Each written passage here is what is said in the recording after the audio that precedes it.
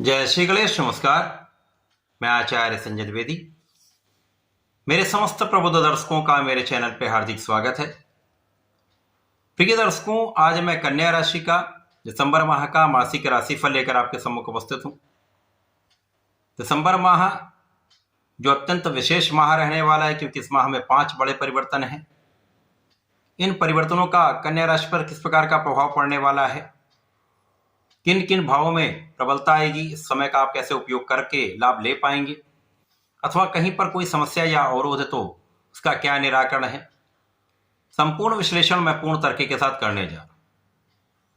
प्रिय दर्शकों, इस राशिफल को आप अपने लग्न तथा राशि दोनों के अनुसार देख सकते हैं।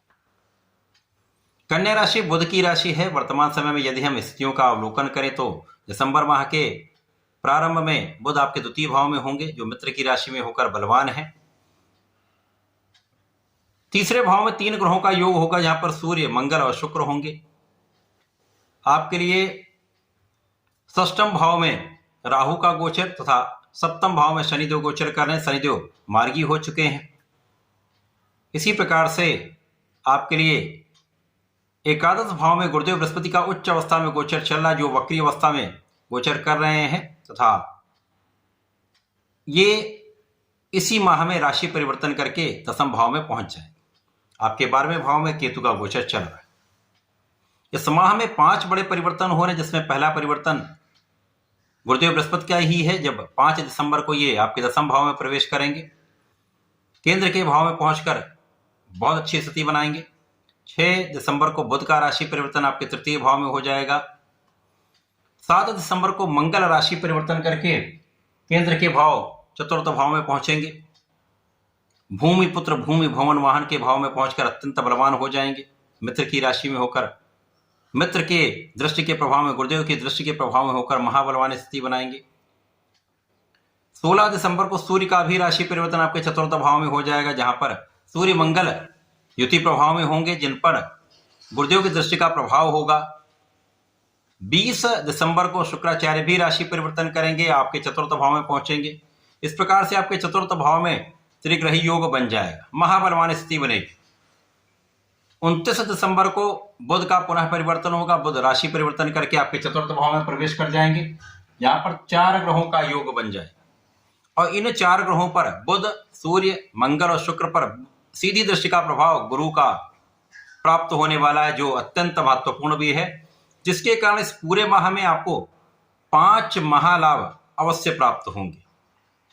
सर्वप्रथम तो वर्तमान समय गुरु की स्थिति उच्च अवस्था में होकर लाभ भाव में है। शनिदेव मार्गी होकर आपके सप्तम भाव में विशेष प्रभाव देंगे।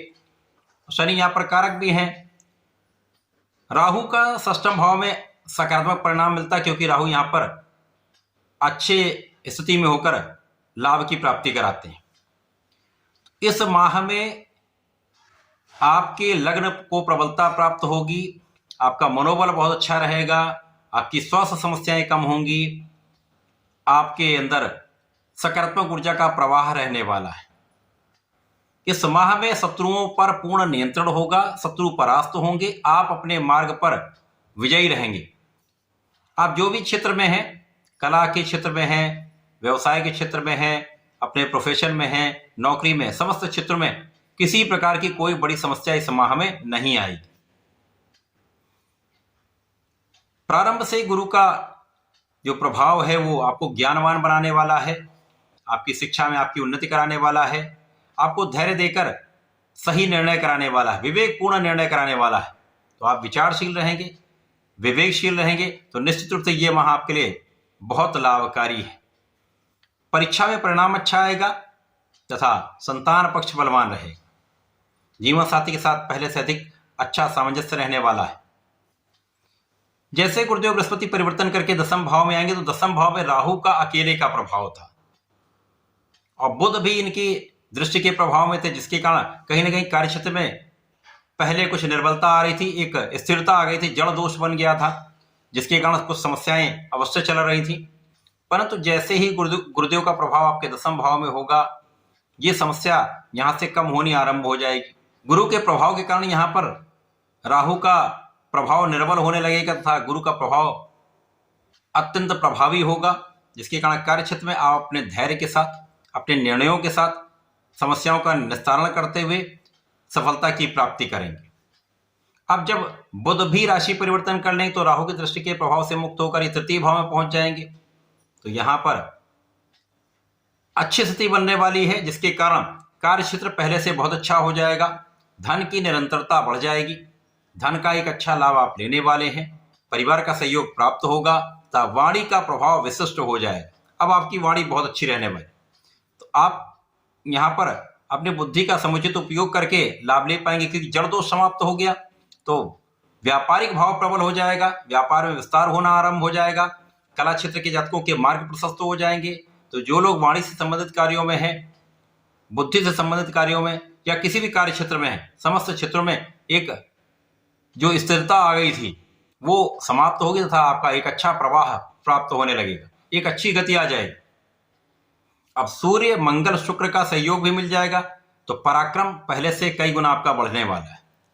आप परिश्रम भी करेंगे और परिश्रम की दिशा भी सही हो, सही दिशा में आप प्रयत्न करने वाले। इसके साथ ही साथ भाई बहनों का सहयोग मिलेगा, अच्छे मित्र का साथ मिलेगा, तो ये समय बदलने लगेगा, आपके लिए सकारात्मक परिणाम देने लगेगा। जब मंगल चतुर्थ भाव में आ जाएंगे तो भूमि पुत्र मंगल भूमि भवन वाहन के भाव में पहुंचेंगे, गुरु की दृष्टि के प्रभाव में होंगे। तो यहां पर आपका परिश्रम भी अच्छा होगा, आपका स्वास्थ्य भी अच्छा होगा, आपका ऊर्जा का जो प्रवाह है वो भी बहुत अच्छा रहने वाला है।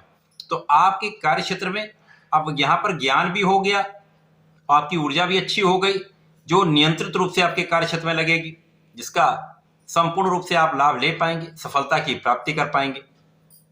अब यहाँ पर आपका आध्यात्मिक भाव भी प्रबल होगा, पूजा पाठ में आपका मन लगेगा तथा विशिष्ट ज्ञान प्राप्त करने की इच्छा आपकी पूर्ण होगी।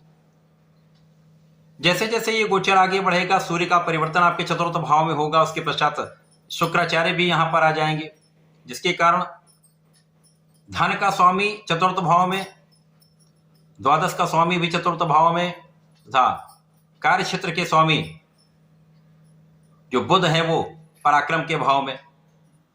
अब यहां पर लग्न और कर्म के स्वामी पराक्रम के भाव में ठीक ठाक स्थिति में है, कहीं पर कोई बड़ी समस्या नहीं है। गुरु की दृष्टि का प्रभाव, जो दो केंद्र के स्वामी हैं, इनका प्रभाव आपके चतुर्थ भाव पर, जिसके कारण इस समय में आपका किया हुआ पुरुषार्थ पूर्ण रूप से आपके लिए लाभप्रद होने वाला है। आपका अच्छा धन आपके सुखों को बढ़ाने वाला है, आप अपने धन को बढ़ा भी पाएंगे, धन का संचय भी कर पाएंगे तथा सुख समृद्धि का अर्जन भी आप कर पाएंगे। माता पिता के सुखों में वृद्धि होगी, माता पिता का आशीर्वाद भी मिलेगा। इस समय में भूमि भवन वाहन से आपको लाभ मिलता है अथवा भूमि भवन वाहन का लाभ मिलता है। साथ ही साथ यहां पर समस्याओं अवरोधों पर नियंत्रण हो जाएगा। समस्याएं आएंगी लेकिन उनका निराकरण हो जाएगा, या कोई अवरोध आएगा तो कुछ समय पश्चात वो अवरोध दूर होकर आपके कार्य बनने लगेंगे, तो समस्या का समाधान होना आरंभ हो जाएगा। अब शनिदेव का प्रभाव कैसा है? शनिदेव यहां पर आपके लिए पंचमेश और षष्ठेश होकर गोचर कर रहे हैं। महाबलवान स्थिति, ये आपको कर्मठ बना दे, आपको कर्मठ बनाएंगे, आपका जो प्रयास होगा वो निरंतर होगा।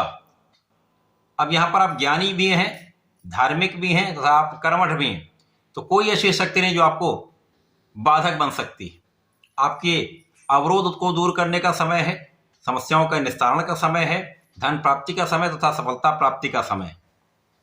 तो ज्ञान भी अच्छा हो जाएगा, संतान पक्ष भी बलवान रहेगा, संतान से सुख भी आपको प्राप्त होगा तथा इस समय में कोई ना कोई आलोचना करने वाले होंगे। यहाँ ऐसा नहीं कि सब समाप्त हो गए, आलोचना करने वाले लोग होंगे, पीठ पीछे शत्रुवत भाव रखने वाले भी लोग होंगे, लेकिन वो उनका पराभव होता रहेगा, उनका निस्तारण होता रहेगा।